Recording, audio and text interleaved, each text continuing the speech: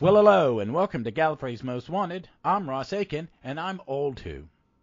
In 30 years of soldiering, I've never encountered such destructive power as I have seen displayed here and now by the British schoolboy. And I'm Victoria Wheeler. I'm New Who. I may not be seen to act in this. I must not be involved. So, folks, it's Peter Davison time. You're getting back-to-back weeks with me and Vic. Because Vic's got a vacation. I've got a vacation, too, coming up. Yeah. But I will podcast during my vacation because it's my hobby, and I'm just not going to work. And I'm turning my phone off. But you're staying home. Oh, yeah. I'm going to a mountain cabin. Yeah. I'm going to a mountain cabin. I'm not going to have... That sounds nice. That sounds like a nice... Yeah. Yeah. I'm one of those people that, in the summer, we went to the mountains. I don't like the beach. I don't either. It's yeah, hot. me too. Imagine sand. that. I don't like It's sand. that Scottish blood going, I don't want to be that close to the sun. No, I'm not meant to be. I was joking with a guy at work. It's like, people with our melatonin should not be bitching about stuff because, when we go out in the sun, we turn pink. Yeah.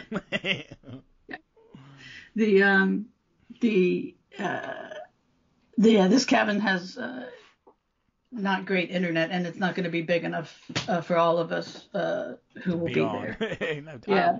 Enjoy. Me and Jeff have we have a guest this week coming up about a project that me and him are very want to promote, and we're getting to talk to the guy putting it together. It's for a charity publication, and it will go up after this episode, or maybe in between if I can juggle things right. But we're back, and we are in Peter Davison land this time with the Mawdryn Undead, and we're going to shoot off to the synopsis for the program guide by Jean-Marc Lefebvre, and we'll be right back.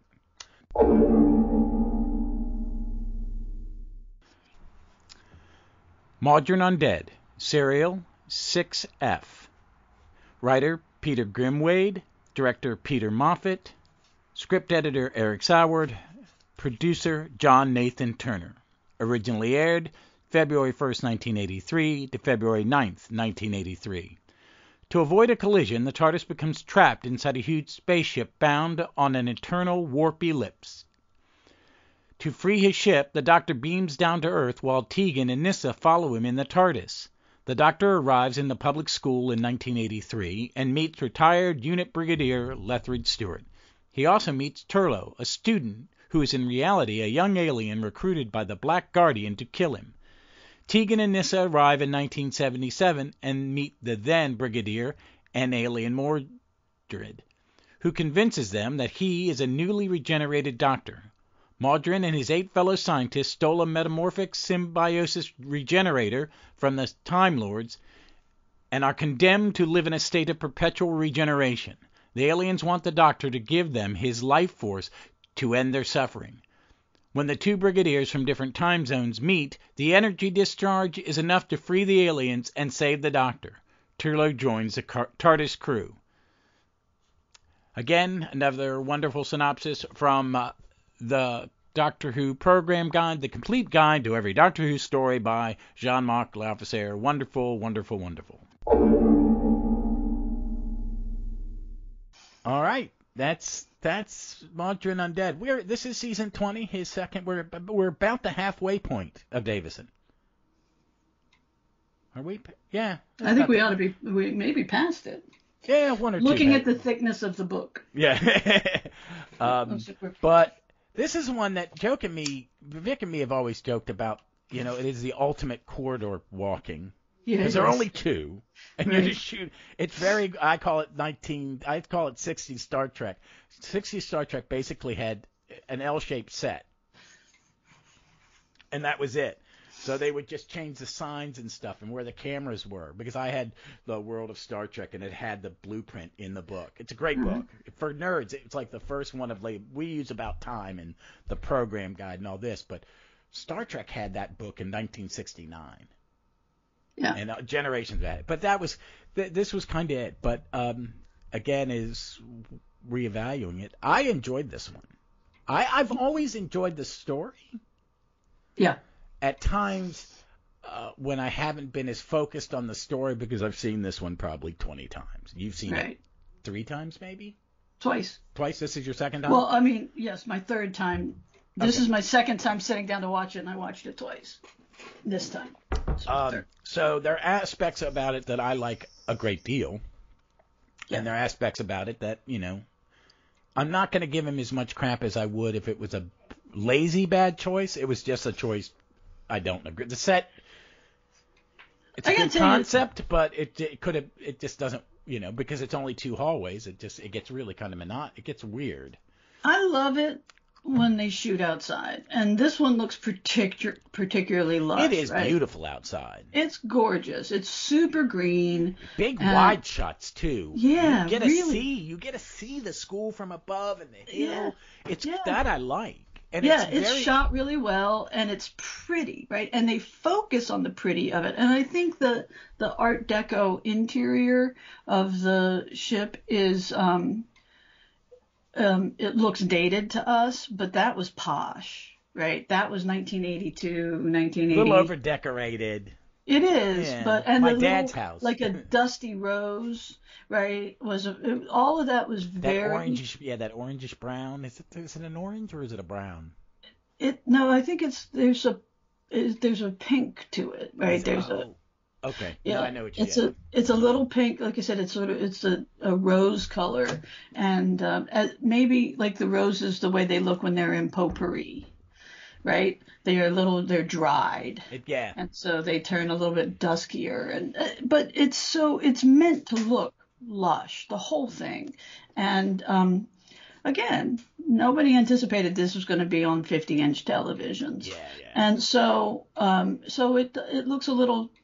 Well, the British word, I think, is naff, right? Yeah. It looks a little naff. Interiors. Exteriors, gorgeous. And even like the medical room and the school hallway and everything, they look great. You are immediately transported to where they are when you're dealing with the school and the Brig's little house. And which I like is a lovely set. It's great. It's a lovely set. And that it's the one thing I like about this is I don't want to jump to the Brig because the timey-wimey of this I always have liked. Yes. I love the timey-wimey of this. And that it was meant to be someone else. Yeah. I'm glad it's the Brig. But it was meant to too. I'm glad they got somebody, but they started out wanting it. The original brief was Ian Chesterton. It had been amazing. Right? It would have been a landmark story. This could have been a landmark story. Right. The first time a companion ever returns. Yeah, pretty much. Yeah. Right? Yeah. Because technically, Barbara comes back as a different person. Oh, yeah. Right? Yeah. The actor returns. Yeah. But does a companion ever come only back? If you count the Brig, Benton. But right, but the Brig, those stories, they went in and out. But does the Brig come... The Brig comes back in the Doctor isn't completely gone, right? The Doctor is still bouncing back and forth in the fourth Doctor stories that involve UNIT. Yeah. It's the first time it hits its kind of... what makes this difference is him coming back as it's not a UNIT story. It's him in a non-UNIT story, but that's still... And in a Doctor that he's never met. Yeah. Right? Yeah. But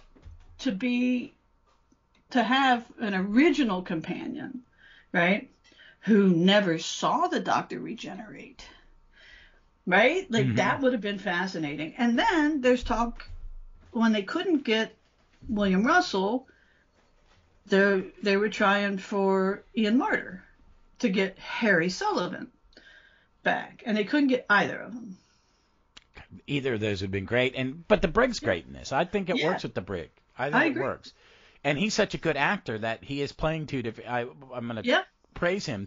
That 77 Brig and 83 Brig are two different parts. And the way he carries himself, he didn't lose weight, but he stands up. He alters his body. Yeah. He alters his body shape by how he holds his body and how they dress him.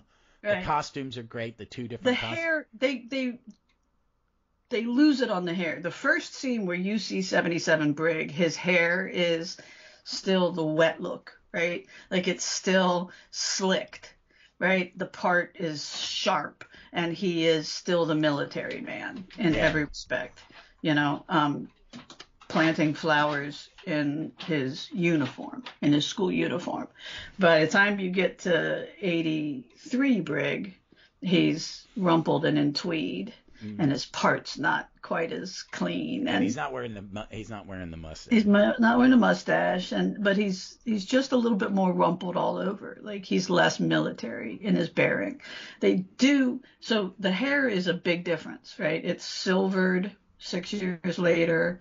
It's still dark black in 77, and there's a point at which the 77 Brig comes in wearing the 77 Brig, but the 83 hair is still there. Yeah. It's a lot more dry look. It's a lot more, out of place and must. But yes, I agree. So I think Turlough is such a good. Doesn't it get better every time you watch it? I like him. I like. But it's such a good idea. It is a good idea. He's a good actor. Well, he is a good actor, but in terms of setting somebody into the story who might be antagonistic to the Doctor, not just based on personality like Tegan, right?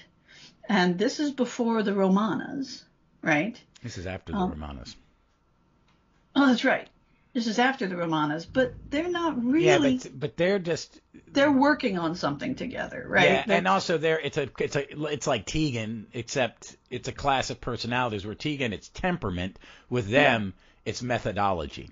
Okay, that's a good way of saying it. Yes. Yeah, because we're both scientists. You're the crackpot. I've studied. I'm I'm the new kind of scientist. You're the old scientist. The Doctor becomes the old scientist. With Tegan, it's I'm brash. Right. And you're trying to be subtle. Right. And it's played as a character flaw because that's not a feminine character trait. And so the misogyny of the whole Tegan character, every time I watch it, I just feel for Janet Fielding for what she's had to go through. The people were so abusive to her, They've been so abusive and so hateful towards Tegan when all she's doing is speaking her goddamn mind. Yeah, and that's what I like. Big Finish fixes a lot of that in the story she's in. It is but when I see it, because I was raised by the woman I was raised by, right? And you're not offended by her at all. No, you think she's nice. She's kind of sweet. No, but I also understand that she's speaking her mind. It never came off as I've always saw her pushing back. Right. That's how I interpret it. It's not that was not the intent. It was we need a mouthy, bitchy woman. Yeah. And it's like, well, she's not bitchy. She's just strong. That was the intent. Oh, you just think it doesn't come off? I mean, do you think that was turning? I think that was what they were going for. Is let's make somebody really strident, right? There's a whole bunch of words that we as women know are coded. Yes. For you're not very feminine, right? And they're all applied to Hillary Clinton's, and Madeleine Albright, who just passed away, is actually an exception to that. She didn't get a lot of that because she was savvy about it.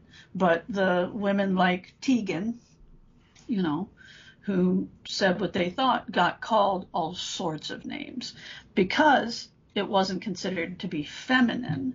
It wasn't attractive, and it wasn't. But I don't have any faith that Jonathan Nathan Turner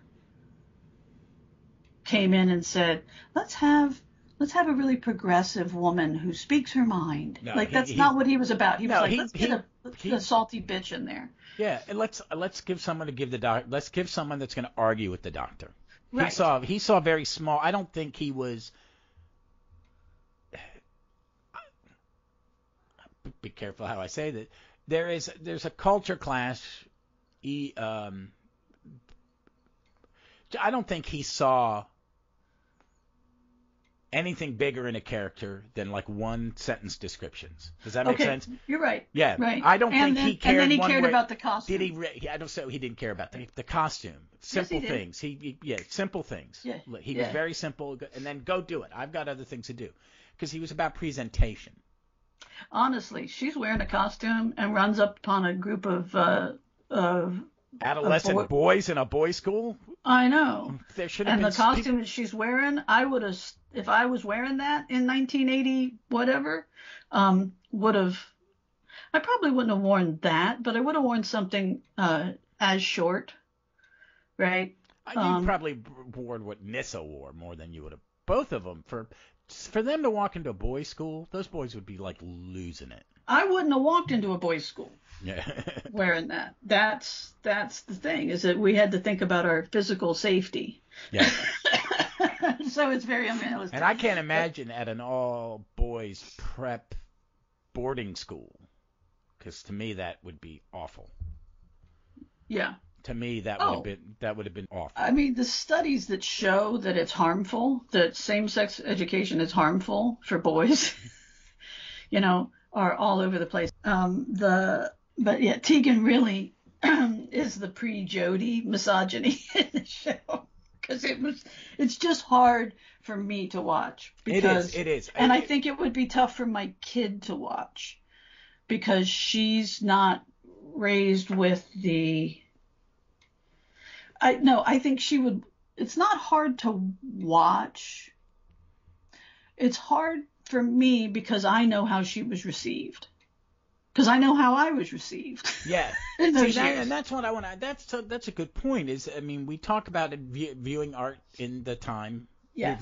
It changes when you're viewing it. Right. Nothing majorly political happened this week, or there's nothing in this recording that's triggered us. One of us is going to go on a long riff. But does it, because we know culturally where this program misses a beat when it comes to women? Yeah. I don't think it's intentional. I don't think John Nathan Turner was any more misogynistic than any other producer that ever walked the earth. Right. I think Janet Fielding was a dear friend of his, and he respected her as an actress and a professional. Right. And she would have told him the truth to her face, because Tegan is Janet Fielding in a lot of ways, because she's not English. Australians are more like us when it comes to being a little more forthright with what we say culturally. I would say. I don't think that's a stereotype. I just think that is, if you're coming from a former colonial setting, you tend to be, Right. No, the Brits tell you all the time that they sort of apologize before they say anything else, right? And we didn't learn that. No, we don't. The colonies didn't. No. The white colonies, the predominantly white colonies. Well, let's talk about didn't learn to apologize first. But how is it, Mike? Let me just finish that thought, because I got sidetracked. But how is it? Could Brennan watch this? This is and see her as strong and pushing back, where we see it as her reacting to institutionalized misogynistic viewpoints on women in maybe the writing. She might not like the way that the doctor is a little dismissive. They don't talk much during this one. She won't like the way that the doctor speaks to Tegan, so she might like this doctor less. But she's savvy enough to know that somebody old like the Brig, who talks down to Tegan, would have slightly older and more old-fashioned attitudes. No, but this Gen Z, they're hateful if you don't fully understand non-binary, right? They'll dismiss you and walk away, right? Like they don't have time. They don't accept casual, right? Socialized misunderstanding, like errors in pronouns are unforgivable. And from her eyes, that it's just laziness. And fair enough. I'm not going to correct her. I think life will correct her a little bit. And, when a parent who makes the mistake, right, the parent who makes the mistake after calling a child by a certain pronoun, for decades, right, is making a mistake. And their reaction to their mistake is what's important, not the fact that they made a mistake. I kind of get that, because I was Tommy for 13 years. Right. And it took my father almost a decade to call me Ross. Right. Yeah. Because but I like was I said, yeah. She just thinks it's simple to fix the pronoun, right? And it's not always... Yeah. I mean, it was hard for a parent to fix a name. No, I know. It is, but when we were her age, the world is black and white. The older you get, you have the gray area. Oh, it's more gray than anything. Yes, there's a lot of gray in the world, and you have to understand that we're all raised in different ways. Yeah, but you and I are not gray at all about racism. No. So she's not gray about racism. Yeah. She's not gray about sexism, and she is not gray about homophobia or transphobia, right? Like, she's just done, right? You don't get to, right? No. And this is a kid. This is a kid who went into school buildings to say, well, I have two moms, and her first school was in a really wealthy, really diverse area, and when she was in there, the kid across the street from us, his parents called him a Hindu, because he was half Hindi, half Jewish. Oof. Right? So he wasn't pointing a finger at my kid, for anything, because he had parents from really different backgrounds who enjoyed it and enveloped it, right? Yeah. Like, they came up with the Hindu thing, right? Like, they really dove into it. And so our difference was no greater than his, right? In his eyes, right? And that was the way the whole school was. The whole school, I think it was one of the most highly educated zip codes in the country. And that correlates to non-racism, non-homophobia, right? Yeah. So then we moved out to, the exurbs, right? Semi-rural out here. And some of these kids didn't get it. Yeah. And I always said, listen, this isn't your battle. You don't have to talk about this, and you don't have to fight it. This is my battle. Yeah. Because it's about me. It's not about you. Yeah. And one of her teachers said, oh no. She comes out flying, punching. She wears it like a chip on her shoulder. Go ahead, knock it off. Yeah. And right? It's the way to be. But it's her. And so, but yeah, so she doesn't tolerate it. She'll walk up to people and say, how do you feel about this? And completely and totally judge people on their answer. She doesn't give quarter. But I mean, that's so different than when we were kids, because you and me were raised by more liberal parents and the average bear, even then. Right. I mean, but I sat as a kid and listened to overtly racist statements from people, and was like, really? Like, people think that way? And I didn't challenge them, because it was clearly the way people felt. And it was peers, and it was adults, and it was people said grossly racist things. We're not the generation was taught to push back, though. Remember, we're still... Yeah. It was... Well, kids are a little more free to push back than we were. I was more confused. Oh, they're not the same as us. What the hell do you mean? Right? Yeah. I got a cousin that's virtually my same age, and the only difference is that he's got this amazing curly hair, right? Where mine just lays flat against my head. And that our moms looked similar, right? Like, there's nothing I could see. So I remember being confused by their statements. But now, as an adult, I push back 100% of the time, right? And I think that's just this new generation. So back to Dr. Who. Yeah. I think she would be, she would give a little quarter to the oldest person who was a little bit of a, as Tegan calls him, chauvinist. I'm not sure my kid knows that word, but she would also, she would highly judge the young man who talked down to Tegan. Yeah, even though the doctor's not really the old, he's the oldest guy in the room. Oh, and her and Turlough have a thing, but that's why her character's there, is to argue. Yeah, that's just a personality conflict. Yeah. He's not. He never is overtly misogynistic. Then That's just a personality conflict because because he's an alien and he doesn't have he never says to her like a woman should be in her place, right? Like, which is what Brig says, you two ladies stay here, girls. And that's in there to show a time change. I think that's intentional. Yeah. To have him be. Well, he would be. Because they're from the 80s. Right. Exactly. 80s. He's from the 70s. Right, the 60s, right? 60s. The 60s. He's a colonel when he shows up in. Yeah, but he's Yeah, he's being what my father would have taught me to be gentlemanly. Right. Right. I'll take care of that for you. The actor wasn't the same age as your dad, was he? I think a little bit younger. A little bit younger, yeah. Oh, yeah. About a decade younger. How old was he when he died? My dad or the Brig? Brig. In his 80s. In his early 80s, maybe. I don't know. He was born in Egypt. Yeah. Prior to the Second World War. Oh, okay. So he's pre-World War II. Okay. But my dad was 28. He may have been 30s.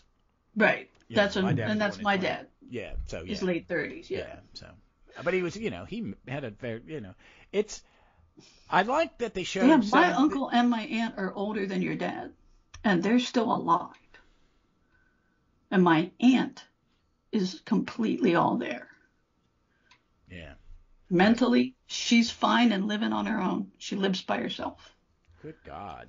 I know. Now, her daughters live nearby, so she sees at least one of them once a day, but they don't have to do anything for her. I'm jealous. Them. Yeah, I know. Yeah, exactly. Right. But I think the Brig is also, he is written in this. I think this is a well-written script. I agree. I think it's a well-written script. The Black Guardian stuff, is it necessary? Yeah, to tie the three stories we're about to this and the next two. And the two on either end. I love Enlightenment. Enlightenment is one of those weird Doctor Who's I like. Terminus is, I don't know. It's Terminus. But we're not going to get there for a few months, so I don't have to think about it. Right. But this one, I think it works. I think this is a good idea. I think it works well. My thing is some of the set decoration. Well, and the spaghetti brains. The minute I'm all in on this story until the spaghetti brain is See, there. The brains don't get me. It's the gown, the costumes, the gowns with the flaps. It's like, what the is that supposed to be? No, it's totally the spaghetti brain. The first that shows up, and I'm like, I'm out, right? Like, and again, 50-inch television, and not really. It's just there's some of the special effects are for the time really good. I'm not bothered by the burn victim. Stuff. Yeah. I can see where a burn victim you wouldn't know, because the damage on the skin, you wouldn't know that it wasn't a doctor. Yeah. But they also wouldn't have hair. Right? Like if that much of your body's burned, I think the hair would go. I don't know. So the effect with the energy when the Brig meets the Brig, also great. Yeah. Right? For the time, that's really good. It's just a really effective and pretty simple, but very effective. I thought that worked. The spaghetti brains and the kids replacing Tegan and Nyssa. Oh my God. Just cheeseball. It is. And just the poor kids are sitting there like, what am I doing? Just sit there. They look bored and uncomfortable. Yeah. And they're not probably given any direction. Just sit there. I just need 30 or 40 seconds of you on camera. Yeah. No. So, it was those two things were the only thing where I come out of the story where these people aren't real. Like these people are real. The things that are happening are real. The pacing's really good. Yeah. The corridors thing, it's a lot, but at least it makes sense. What they're talking about and what they're describing, the exposition comes off as interesting. It is. Right. Me and Jeff were joking because we had just did a review. And there's this bit in this where you've got these actors in a tiny little box set and trying to get them to absorb the grandeur or the poshness or the thing, And she even says it looks like the Queen Mary. Like it's meant to look like Posh. Yeah, and like a yeah. hotel, because basically Yeah. Queen Mary's just a hotel that floats. Right. A really fancy hotel. Right. And And that comes off because I've been in some Yeah. tacky 70s, 80s hotels in D.C. I went going into the Yeah. going to comic conventions and stuff at the Hyatt near Capitol Hill. Yeah. It had some orange, some Yeah. bad carpet stuff like that. But they're having to go, oh, isn't this grand? And you're like, not really. It doesn't look it. But we had been watching Dalek Invasion. We're talking about Dalek Invasion Earth, and where they're trying to look at this. There's a scene where the pie pan flying saucer is going past. Mm-hmm. But it's just William Hartnell and William Russell standing in a tight spot and doing this 3/4 turn with their heads going up without moving.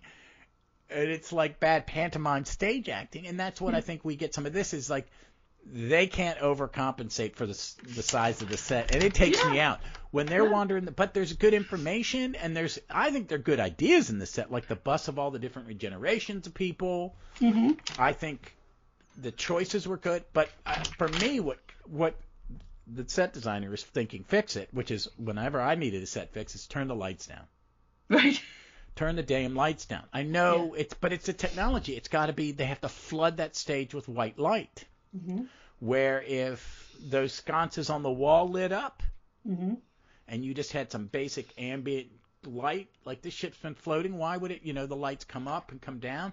You dim the shit out of it. And it would probably look better. Yeah, maybe. So, About Time makes a couple of really good points. Number one is that this is farce. This is classic farce.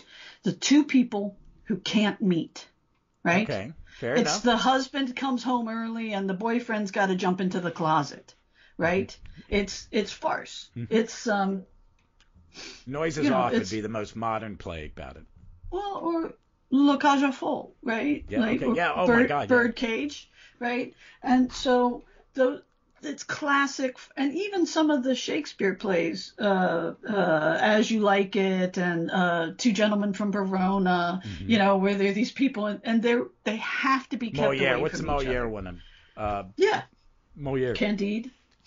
Yeah. Yeah. These people have to be kept away from each other. They can't see each other, and but they do it. And what's really a great makes sense of the time thing, right? How many times has the Doctor said, "Oh, they can't meet," right? That would cause a time crisis, right? Belinovich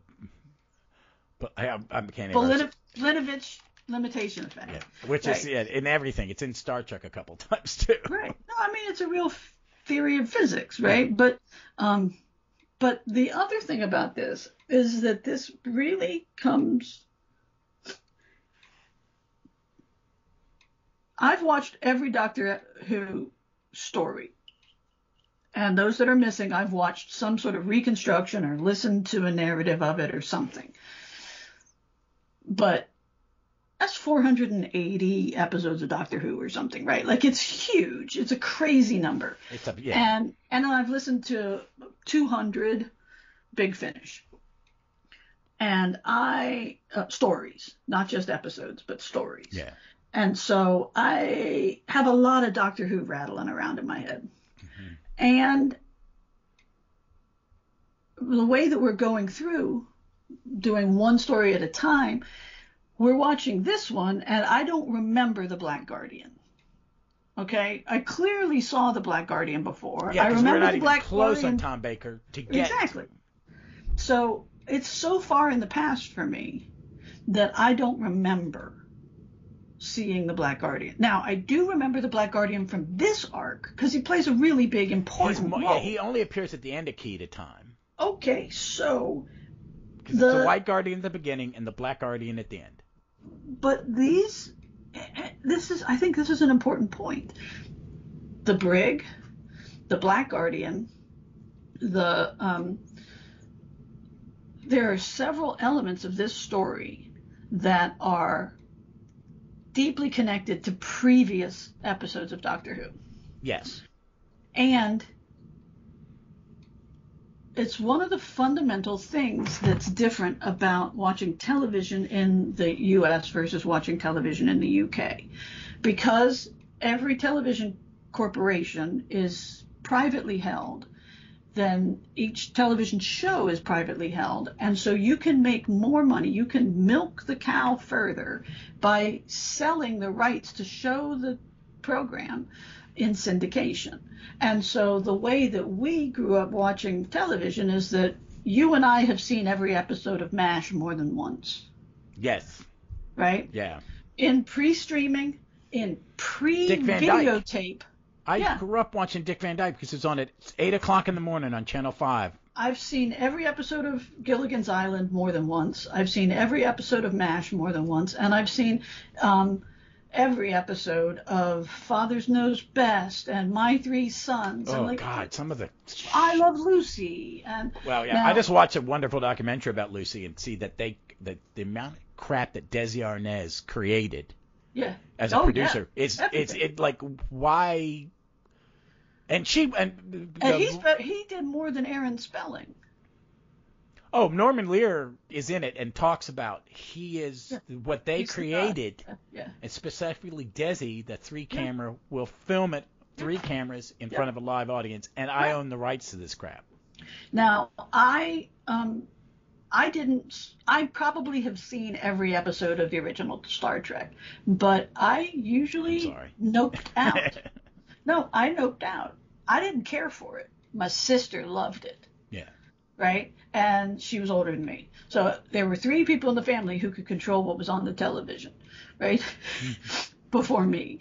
And so sometimes if I wanted to watch TV, I had to watch Star Trek repeats, or I had to watch opera or boxing or like whatever they wanted to watch, I had to watch. So in the UK, it's state sponsored, and so they did not have the ability to re-air stuff and make money off of it. Yeah, because also their rules for paying people were different. If you re-aired it, you had to pay the actor again. Right. God forbid we do that in this country. This is where the erasure of the tapes comes from. And results from. And what is astonishing to me is how much little tiny Doctor Who knowledge is relied upon in this story when they didn't have the opportunity to see the previous ones. So I went through and I looked. In 1981 was the first time any Doctor Who was re-shown in the UK. It was, well, no, that's not true. And one very pedantic person explains that in one of the responses that I saw. The first time any Doctor Who was re-aired was An Unearthly Child, which was re-aired prior to the second episode of Unearthly Child because of the assassination of John F. Kennedy. Yeah. And so they wanted to give people a second bite at the apple leading up to the second episode. And thank God they did. Right? Yeah, and this is Five Faces of the Doctor. This is Five Faces of the Doctor, the gap in 1981. Yep. They played one story from each. Mm-hmm. They played Unearthly Child in November of 1981. They played Unearthly Child, The Crotons, Carnival of Monsters, 3 Doctors, and Logopolis.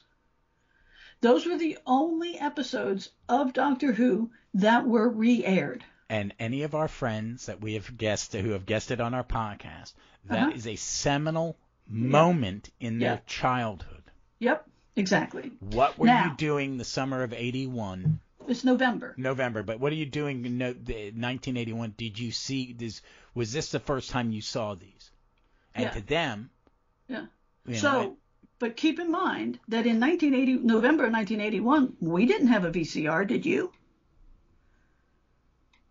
I may have had one. No, 82, 83. I had one before we went to high school.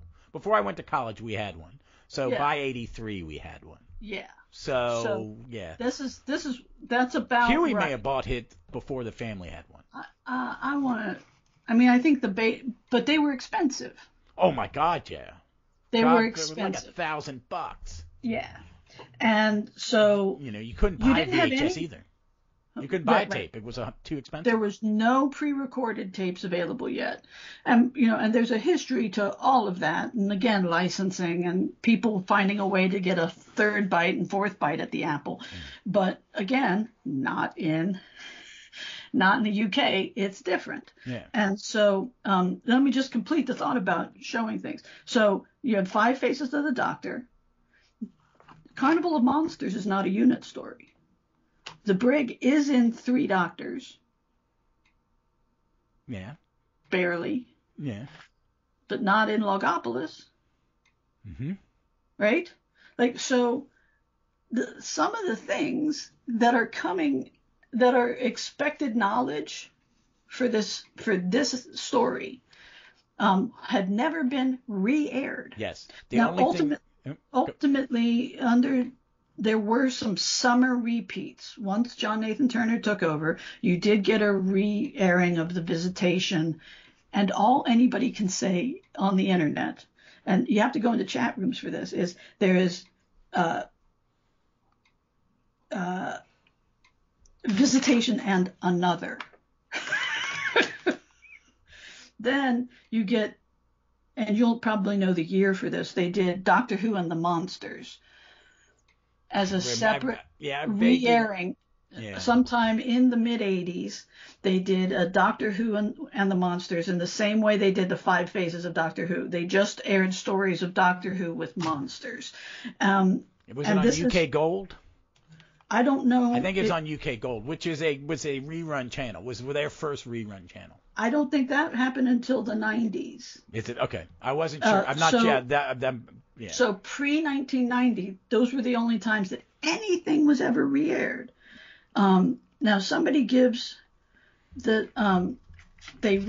somebody says that at some point Evil of the Daleks was woven into the series narrative, like they would air that one, and somebody said that early Pertwee saw sporadic repeats, because what they did is around Christmas, once in a while in summer, and during cricket rain delays, they would air the edited omnibus.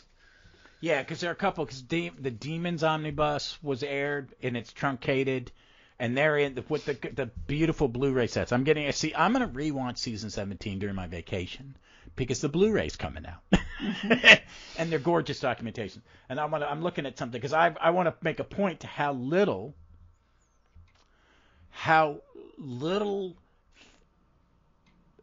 The only thing people had, and we have talked about this, that the target books are the second most important thing next to the program. Period. Yeah. It's not even close to this, because that is how I read. I did not see Hartnell until I had seen Davidson, and then Howard started showing the black and whites. So the first edition of the program guide was 1981, and it went up through the first season of Davidson. I remember it was a little thin. Little tiny thing. Right. But released around the same time as 5 Faces of the Doctor. Yeah, exactly. And the comic book started in 81, which had some of my earliest. I would read the fact. Remember when we first started the podcast, Vic did all the fact files that are based on Doctor Who Weekly, little things that I got. I've been selling off my Doctor Who magazines, but I kept the 50th issue because it was the first one that had an episode guide in it. So we were really only learning little bits and pieces because Nathan Turner's the one that started past the books. It's like, okay, we've got a 20th anniversary coming up. We're going to get Peter Hanning to write the big hardbacks that we all have. You may have seen them on my shelf. I've gotten rid of them because I just never read them again. And it's where the fan knowledge, when this airs, the amount of stuff that we're getting that is not created by fans, like fanzines and stuff like that, because they had them. And there were people say you could send someone a copy. Some of the audio tracks that people have recorded on their reel-to-reels were floating around. You know what I mean? And stuff like that. But you're right. This is relying on something that a very niche group of people would have any background in. They either had to, the only way they knew these characters and the past events was from a Target book, a Doctor Who annual, maybe, because they did one every year for 20-some years, or the comic strips. Right. There weren't even any cons at this point. Longheath was up. It was a permanent exhibit. It went up the year before.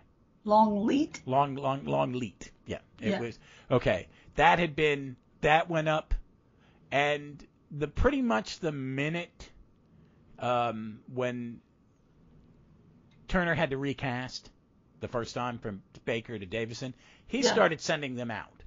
Did he? Yeah. No, he was a showman. No, I know. All the things that I used to really bash on him.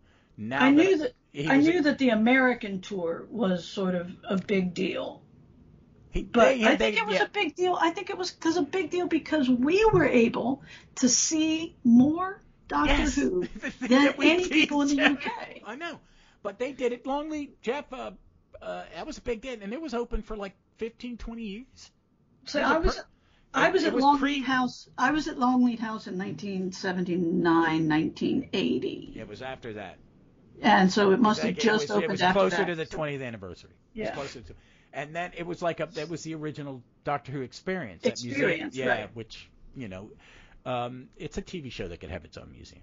It's not that. I've been to there's some niche. There's nothing like a good niche museum. Did I go into the Rockwell with you in Philly? No. Oh, I went with that's when I did a show. We went to the Norman Rockwell Museum, which is just basically 3 rooms in a basement of a building. But this is so early in fandom. It has all been passed by word of mouth, by fanzines. I don't know what the fanzine level was in England. I know it from comic book fanzines. The zine, she was huge. I read a magazine called Alter Ego. It's about comic history, and it's been going. It started as a double-fold stapled mail order fanzine, and it has been going on for 50 years. So, Longleat hosted 20 Years of a Time Lord in 1983. Okay. So, we are not yet at the 20th anniversary special. No, we're about with this story. We're in the middle of the 20th anniversary season. Right, but with this story, airing, maybe Longleat had already opened, but just barely. Oh, yeah. But there's something about the way this one plays as reliant on show-specific information. The clip, the montage. Yeah, it plays a little bit you've different. Never seen some of that stuff people would never have seen. It would have been the first time I saw it. Right. The images of Unit. Mm-hmm. Yeah. Because there wasn't even a documentary I'd seen at this point. I was doing everything through Doctor Who magazine and the episode guide and the Paul Hanning books. But we just did The Brain of Morbius. Right? Mm-hmm. And we just did this one where they referenced the previous Doctors and the suggestion that there might be previous reincarnations, right? Previous regenerations. Pre-Hartnell regenerations. Yeah, well. They're that's the inference. That's the inference I got. Right, but we don't know. Because I look at it in a timey-wimey way. But this one is A, timey-wimey, and B, says things, crazy things like 12 regenerations only. This is the second time it's mentioned. Yeah, okay.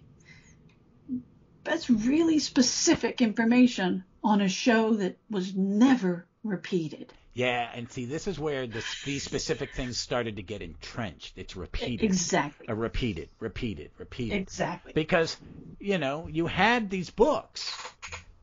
And I think that led to it. I think it was more... it's a small percentage of the fan base now that's read all of the books. Yeah. Right? Oh, God, yeah. And and some of them are my age, Right. But also, I think what it is the fans... and Paul Hanning and these people who were writing these new reference books were starting to entrench stuff by putting it in. You and me are both big fans of the chronology books. Yeah. It's nerd heaven. Telling you, my kid said she was reading something. She saw a meme and she said, "Oh, this is like peak nerd. I wanna watch episodes of Doctor Who in chronological order." It was just a meme, right? And it says peak nerd. And I said, "I've got that book." And she had face palmed, Your Uncle Ross has given you 2 different volumes of it. I know.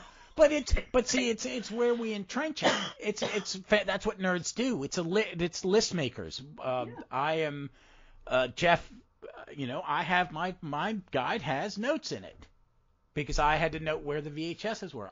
When I was a little kid, I made lists and continuity.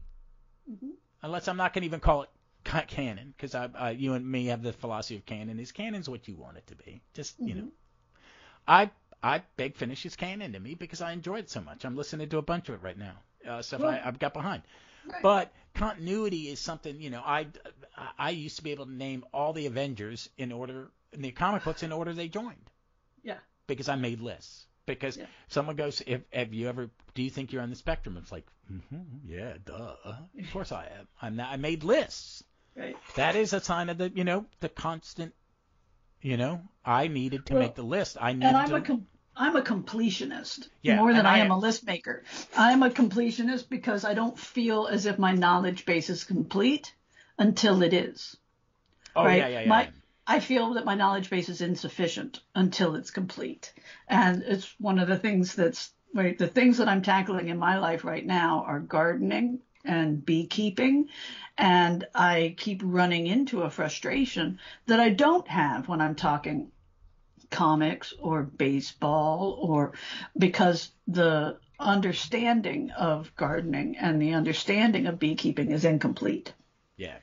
And I can't get answers to things that I think are reasonable questions because the answers don't exist. Yeah. And so I keep running up against this wall, and I'm like, well, how am I going to be an expert at this if I don't know it all? Yeah. And I have to live with that, and it's an uncomfortable feeling for me. Yeah. Right. And I think that's where the spectrum comes in. It's the discomfort. I have to know it. I got to know. And, this will go back to, segues back to kind of the what you were talking about with Tegan being treated is. Yeah. I had to, as a fan, stop being a gatekeeper. And it wasn't an intentional gatekeeper. I wasn't saying, but I was like, but unless you know it all, you don't know it. Right.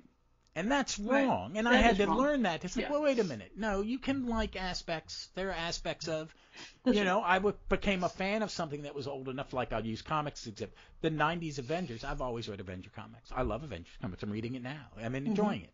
It's not as good as some of the other stuff, but there are areas I'm going to go, oof, okay. It was the 90s. Comics were, in my opinion, pretty bad for me. Nothing was hitting my taste. It was a little too testosterone. And lacking in substance. And Doctor Who was like, well, you have to know this, you have to know that. And I realized, no, I mellowed, and I had to be taught that that's aggressive. Right. You're keeping people from wanting to understand it instead of talking to them about the joy of it. Right. Don't try to put your level of spectrum on somebody else. Right. Stop it. And it's also because it's discouraging. It is discouraging. It's a barrier. Yeah. And now with the internet and watching gatekeepers on Twitter, it's shut up. You're actually doing harm to what you love by turning people off to it because you are so stringent. And I think that also has to come with some of the social norms. You and me were taught certain words were okay to say. Right. Now I don't use them. And every day I'm learning something else. My mantra is every day try to be a better person. Because that's all you can do. You're not going to be a perfect person. Right. It is sometimes when people go, you shouldn't say that. It's like, I know I shouldn't. I'm sorry. But also, I'm learning. Educate me. Don't yell at me. Right. All you have to do is explain to me why. Like, Brennan, people younger than me. Mm-hmm. I also manage a team that is predominantly people of color. Right. I have to learn from them, and I've managed this group for 7 years. And and we have I had an agent called Jamaica, loved her to death. But she turned to me and goes, "Hey, do you think you have white privilege?" I went, "Yeah, grew up in a John Hughes movie.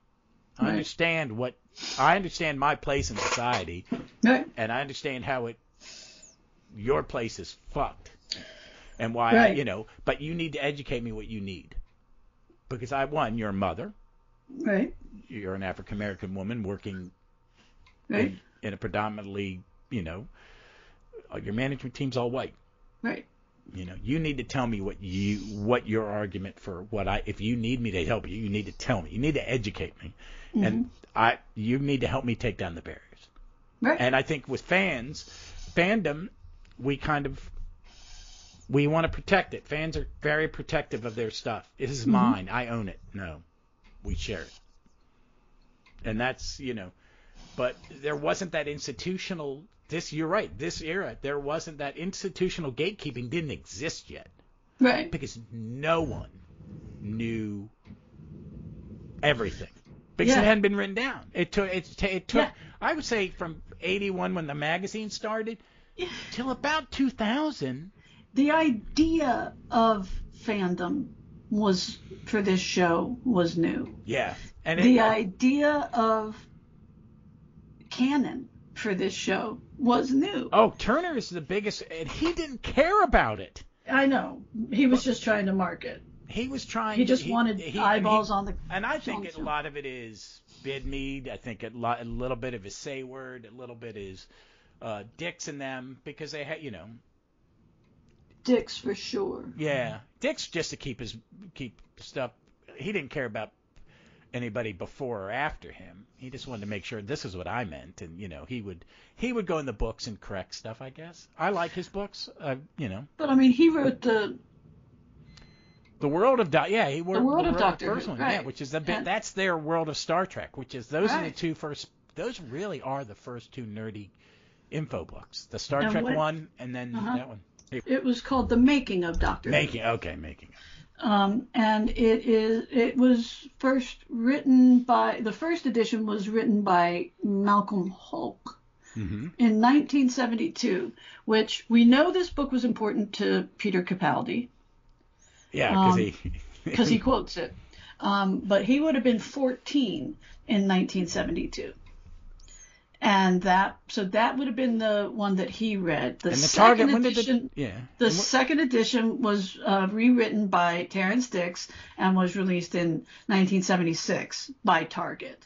So the first Target one was books are released mid-70s, was released by Piccolo, and they were the ones who produced the magazine? No, the magazine was Marvel. Marvel was the Doctor Who Weekly was a Marvel magazine up till Panini, which is a little sticker book company, bought it. Now it's called Titan. Well, this is Panini, yeah. It says. But there were comic strips prior in TV Action and something else. Right. Yeah. There were some comic strips. Yeah. But Countdown and TV Action were the. But it says the publisher's summary for the first edition says what happened when Doctor Who was put on trial by the Time Lords. That would be War Games they're referring to. Okay, yeah, okay, so it's not trial of the Time Lords. That's right. So then the second edition is relive every Doctor Who story since the beginning, so 1976, and then that's about the time that the Target books were being the. Yeah. Some early ones, some of the early ones. They put out in hardback to look like the original first three books, which is Doctor and the Daleks, Zarbi, and the Crusade, in facsimile hardback with dust jackets, and I got them and sold my trades because they're beautiful. And those are the early books, but that's Whitaker. That's like pre-Dix. Dix didn't write them. David Whitaker was writing the books. I'm trying to see. The first one was released in 1973. So And basically, it is. And the Daleks, the Zarbi, and the Crusaders. May of 73. So. And they're all David Whittaker? No, Zarbi is Bill Strutton. Who wrote this story? Who wrote the play? Who wrote the episodes? Okay. Then Auton Invasion is Terrence Dix, Malcolm Hulk, Barry Letts. Yeah, so... Yeah, and folks, I'm going to plug something. Friend of the podcast, big fan of it, Jason Miller, who I have guested on Trap One with, and I just did my second episode. Check out his podcast, Doctor Literature. He's covering every Doctor Who novel in order of publication. I just did my second one, which is 10th Planet. I did Curse of the Peladon and 10th Planet. And I think I'm coming back for the next Cybermen one in about 4 months. I just think it's just an interesting experience to sort of sit and say, oh, wait a second, this is when fandom was not necessary but helpful in watching the show, because I mean it's a nice way of dropping in a character from the past. And not really explaining who he is, but getting a really good sense of who he is. Well, I would say this, even though they had limited repeats, people knew who the Brigadier was. He was big enough a character that even if you were a casual viewer, you would know. You may have known who he was because you had, seen, because Jeff's first Doctor Who was Logopolis. So Right, I don't know when he wouldn't have ever seen the Brig. Yeah, and he was like 5. Yeah. So I may have to. I'm kind of. I wish we could answer. When did you realize? Did you understand what the big deal was when you went back and when you saw this? And he may have had his dad gave him magazines and stuff like. His dad was a big Who fan. His dad had institutional knowledge. You know what I mean? That he probably passed on because it's something his dad and him shared. Right. So the Brig appears first in Web of Fear, right? Yeah, which was missing until 7 or 8 years ago. So nobody would have seen that. Since it aired, yeah. You would have had to be, probably born in 1950, something, to remember. Right. And then he was in The Invasion 2 years later. I'm having trouble pulling up this. There it is. Invasion.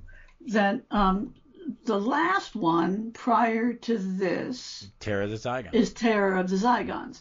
And it's Robot and Terror of the Zygons, right? The first episode with Tom Baker.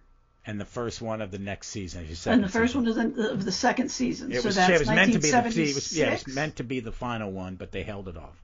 So it's 76. Mm-hmm. Is the year that we last see the Doctor, and this is now 1983. Right, that's 7 years. Right? Mm-hmm. So you had to have been watching Doctor Who for at least 7 seasons. Or had an older sibling who could explain it to you or something like that. That's the only way you would have known about it. But you couldn't be a casual Doctor Who watcher under the age of like 13. Yeah. Yeah. And I find that so alien. I really, it's hard to grasp it that you It do. is. It is and that's so why alien. I have to go in and research this rerun thing because they just didn't have it. And they still don't in a way. They don't. I mean, it's like I joke that I can pick up my phone and watch a Doctor Who episode on Pluto. Right. Because they're running they have a Doctor Who channel.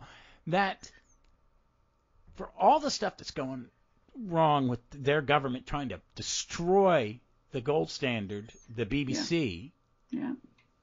And Lord Michael Grade was just made the head of Oxfam, which is, and he goes, "Oh, it's too expensive." It's like, do you all have any comprehension about how much we overpay for crap in the system you think is better? Right. It's a joke. It's gotten to the point to where, I won't have cable. I'll just do streaming. But streaming is getting so big, it costs so much to get, if you wanted to get a wide variety, you may pay more than cable to have 20 different, because, Right. It is not. The profit-driven is not. That's the problem. I've stopped watching television as a result of all of this. As a result of our system, I've stopped watching television. I just don't. I don't watch anything new. I watch certain things, but see, I have the luxury of my wife's siblings, and we've all picked what we're paying for, so we're not paying that much. Right. No, but in order to have what we have, like, I just stopped watching. One, there's too much, right? Yeah, but, I can't keep up with the superhero stuff. I'm a huge Starman and Stargirl fan. I have not been able to watch all of it because I just don't have time. I've got Doctor Who I'd rather watch. I've got the new Star Trek, which is I'm engaged in, and maybe the short run Marvel stuff. It's you get 10 weeks out of me. I don't need, At this point, I am watching Doctor Who and YouTube videos. I'm not watching any television.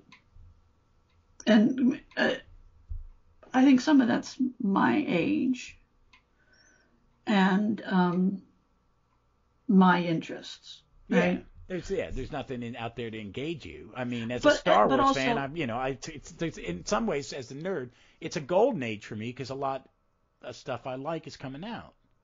But I also had, and I think this is what happens, is that parents at a certain age lose access to the television. Yes, right? I got you. No. And so, like, the television was on for somebody else, and that's when I started listening to podcasts, is because I couldn't hear Dora one more time, right? Like, I just... No, I got you. The fucking kid got lost every episode. Right? I know. I was like, she's lost again. And then she stops to racially profile somebody that... The Fox. Yeah. Because I remember the first time you made me, I sat down and watched that when Brendan was little, I went, my God, that's offensive as hell. When the hell did it become really important for children to tell people to stop stealing their stuff? I don't understand why this. So anyway, I had to block it out. She could watch it and I had to block it out. And when she was about 9, we got whatever system it was allowed her to have headphones on to watch the big television. So I could still see and approve of what she was watching. Yeah. That's important to me. I know what she's watching. And so once she could get headphones on, she could watch it. And now she's on other devices and things like that. And I can track what she's watching. But it was this, if the television is on, it has to be child appropriate. And that became this severing of my television habit. So now I can turn on my television. She's not even in the room. I can put headphones on and watch whatever I want to watch. But you just have to be watching Game of Thrones and have your kid walk in the room, to learn, okay, I can't watch this when she's home, right? When she's around. So I've just moved away from it. And I used to be a film buff. That was my thing. And so the only movies that I watch anymore really are when I'm introducing my kid to something that I think is part of the pantheon that she needs to be introduced to. Yeah. Right?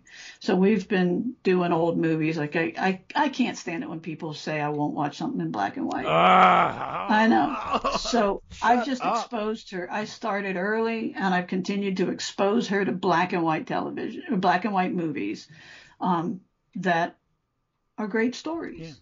Yeah. With me, it's as a nerd, and I have control of it. I watch maybe 10 shows. Yeah. And they only run. They don't run every year. They don't run all year long. I'm a big fan of the Kurtzman Trek. I think they've got it, and they're doing, they do a comedy, they do a kids, they do 2 adult. Nothing's too racy because it's Star Trek. It's violence is the biggest thing in some of them, and the Star Wars stuff. Because I'm not a big fan of the last 3 Star Wars films. I like aspects of them, and I liked them, and it was fun to see them on the big screen. But Jon Favreau and Dave Filoni are making incredibly good Star Trek stories, but they're short novels. It's 6 to 8 episodes. They're not, it's not a huge commitment. I got The Mandalorian. It was 8 episodes, so it's 8 weeks. Disney's good about dropping it at a regular time, so it is somewhat of event television. So me and my wife sit down and watch it together. And it's well made. But I'm not watching network TV. I think there's one network show I watch. 2 maybe. There's a guy writes good sitcom. There's a sitcom, Superstore, and now they do American Audio, and that's about it. Yeah. And it's Doctor Who. And I don't watch Modern Who unless it's on. I really have not. Yesterday, the day before we record this, was the 17th anniversary of the return of Doctor Who. Yesterday, 17 years. Yeah. We're 17 at years. Yeah. But I watch old Who. It's because it's on demand. I mean, I watch what I want on demand, and I watch a lot of YouTube videos. Yeah. I've been doing that since the pandemic. Yeah. So. There's a lot of stuff that I feel like I need to learn. I use it when I edit stuff here. When I did Yeah. video editing, I do it to how to fix stuff. I'm trying. I didn't read a lot for years. Because my brain was just gone. Overwhelmed. Yeah. I'm just, and I need, it's like people complain about exposition and television. It's show, not tell. It's like they're actors. They got to talk. Shut up. It is tell. Okay? Right. It's tell. You got to tell sometimes. Sometimes there's bad exposition, but exposition is needed if you're, in storytelling. You have it in, you have to do it. But, I do that, and I also I've found some Star Trek. I've actually found some positive pulp culture podcasts where people sit down and say, this is what I like, I don't like, but I understand, I will not watch a Doctor Who YouTube channel because they're terrible. They're awful. It's the worst. I mean, it's sad to say it's terrible. But, I listen to a lot of podcasts too. You know what I mean? Yeah. I do audiobooks. I do too. I recommend 2 of them. They're on. Big Finish has started to do audiobooks, and I've pimped it already. But they're the Scourge of the Cybermen by Simon Gurrier, which is a Sarah Jane Third Doctor one, read by John Coleshaw. Vic, you would love it. You would really love it. It's set during Pertwee's final season, and it's Sarah Jane and Third Doctor versus the Cybermen. Mm-hmm. And John Coleshaw, Simon Gurrier, captures Sarah Jane's speech pattern. And it's beautiful, and he does it lovingly, and he plays all the parts. John Coleshaw does all the parts. It is absolutely amazing. It is 7-hour 1-hour chapters, basically. It's great. Mm-hmm. It's absolutely amazing. And then they did one called The Annihilators, which is a more full cast. Which is a Third Doctor, Second Doctor team up with Unit, and Michael Troughton does the voice of Second Doctor. But Big Finish is. I wanted to tell you that because you like a book on an audiobook, and those. Yeah. I think I think Scourge of the Cybermen you would really like. It's one of the best Cybermen stories I've heard because it's horrific, and John Coleshaw is an absolutely fabulous storyteller. He knows his inflection, and he goes from male voice to female voice to tough guy voice. And because he's an impressionist, mm-hmm. you think you're listening to a multicast book. Yeah. It blew my freaking mind. I didn't listen to anything but that for like 3 days because I was so engaged. And I love Big Finish, and there's a lot of great Big Finish, but that was probably the best Big Finish thing I've heard in the last 5 or 6 years. It's not even close. And I love Simon Gurrier's stuff, so it reminded me why we asked him on, and I'd love to have him back on to talk about that. So what are we doing next? Our next story is you have to look Spectre of Lanyon Moor. What was the last one we did? Marian Conspiracy. Oh my God, we got another Brig story! Woohoo! Brig meets Sixie! I loved Marion Conspiracy, but I also loved Lanyon Moore. This is just such that a alien good... boy, the alien in that one, he's such a cartoon alien voice that I love it. I just love it. It's so good. And then we have Ghostlight. Burr, burr, burr, Ross is happy. It's the best. It is. It's not that hard to understand, people. I'm going to be a dick about that. Right. It's really but not also, that hard to understand. I mean, the next two Seventh Doctor stories are peak Seventh Doctor. These are some of the greatest old Who ever made. So what's Curse of Fenric. And then we get to go into the Seventh Doctor Big Finish. The seventh and eighth Big Finish are so good. But I also, part of me wants to make you read the books. I'm almost done. Then the first one. I'll read the books. We enjoyed, though, Mawdryn Undead. I did. It was nice. It's nice. It's a nice, entertaining story, and it's well acted, and it's a pretty good script. And it's shot well. It introduces a villain. It introduces an antagonist. Mm-hmm. Right? Like and in a clever way. And right, let's get timey-wimey with this show. Right? It's we've had lots of things. Oh, you can't do that. And we get to see the results of why you can't do it. It's great stuff. Yeah, I've enjoyed it. It's pretty. It's good looking. God, yeah. It's shot well. I got no complaints. Nope. I love it. Well, folks, so next time we will be back talking the Spectre of Lanyon Moore, another Brigadier, sexy Evelyn story. Yay. And after that, me and Jeff have a guest coming up, and you'll hear that when we announce it. And I think you'll be very interested in that. And then me and Vic will have cut a little bit the conversation that went on before this, where we tried to figure out how to get our stories in order, and because we're going to start doing more Big Finish, because as we run out of stuff, and I'm going to finish reading the first new adventure and start the second one, because I heard the second one is very good.